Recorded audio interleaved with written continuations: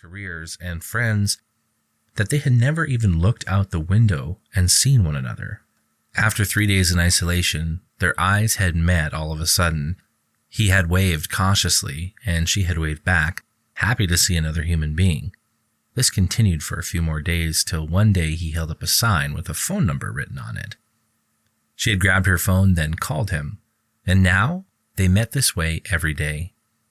They had never met face to face. They had never held hands or kissed.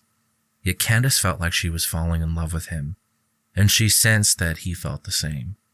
Maybe it was just the situation, but she never felt like this before. They could talk for hours on end. Sometimes they'd listen to music together. He had an old-fashioned record player, and he'd play her a song, and then they'd listen and talk about it afterward. Yesterday, he had even recited a poem for her, one he had written himself, just for her, he said. Today, he had told her how he couldn't wait to take her out once this was all over. Candace could hardly wait either. She liked Brian more than any of the men she had dated on Tinder, and there were a lot of those. There was something so pure and simple about their relationship, if you could call it that.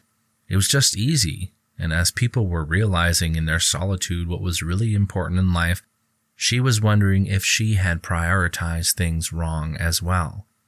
Candace had been shooting up the career ladder all her adult life, and she had barely allowed herself any time for love. A casual date here and there had often ended in just casual sex, where she told the guy to leave once it was done. She hated it if they asked to sleep over and kicked them out as soon as daylight came knocking. No breakfast, no kiss goodbye. She had liked her solitude. Being alone kept her mind clear and focused. Now she'd do anything to break that silence and get rid of the deep loneliness gnawing at her. Sometimes she wanted to scream, or just run out into the street, hugging anyone she might meet. She had no idea how badly loneliness hurt the body, how terribly you could miss something as simple as a hug, how the body almost craved physical contact after a few weeks in solitude. Candace felt the tear escape her eye and wiped it away. Brian couldn't see it from where he was standing, but she had a feeling he shed a tear every now and then as well. It was wearing on everyone being cooped up like this. "So, what are you having for dinner tonight?" he asked.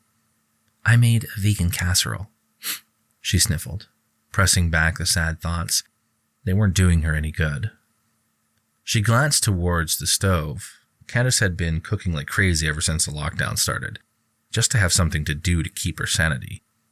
Before this, she never cooked. She didn't have the time or energy for it once she got home late at night from work, and would usually order in. But now, it was the most important task of the day. Every day, a new recipe, trying to eat healthily and just having something sensible to do. In the beginning, she had found herself going to the store just for a gallon of milk or a chocolate bar, just in the desire to be able to get out. But since then, they had put restrictions on how many times a week you were allowed to leave your house, and for a single woman like her, it was down to once a week. To stop the virus from spreading, they kept saying. To flatten the curve, to prevent people from overwhelming the hospitals. It all made sense, and Candace understood the reasons, but still, it was hard to keep the optimism going. I wish I could taste it. I bet it's awesome," Brian said. "I wish I could have you over. We could eat and share a glass of wine. That would be awesome." A silence broke out between them as they both remembered what it was like, how life used to be, back to a time, 2 weeks ago, when you could actually invite people over for dinner or go out to a nice restaurant and eat together. "What are you having tonight?" Just leftover chicken from yesterday. I made a salad to go with it, though, trying to stay healthy." "Don't forget to take your vitamins, too," she said, sounding a little bit too much like a mother warning her child. "Even though they don't know if it helps, it can't harm boosting the immune system." "I'm not scared of this virus," he said. "It's nothing but a bad cold, right?" Candace swallowed. She didn't want to talk about this with him or anyone, but she felt she needed to warn him. "It's not, no. But that's what they say on TV. It's not that bad. It's a flu-like disease and affects children and young adults the worst. That's why we need to stay inside, because we need to protect the kids.